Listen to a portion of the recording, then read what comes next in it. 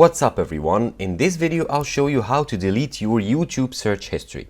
To do so, you just click on your personal photo here on the top right corner on YouTube's homepage.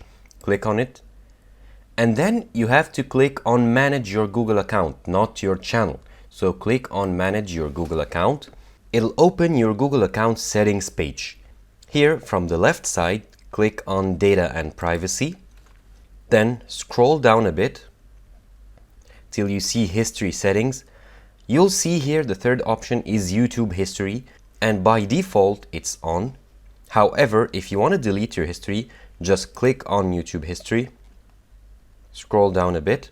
Here I can set it to auto delete the history after a set time like 3, 18, 36 months.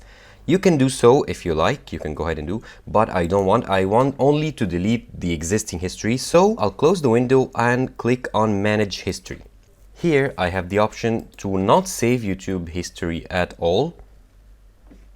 So to click on it and turn off YouTube history. Or if I go back and scroll down a bit, I will see the history, my YouTube history. And if I click on delete here, I can see the option to delete today's history or delete all times history, or maybe a custom range or a set date that I want to delete my history from.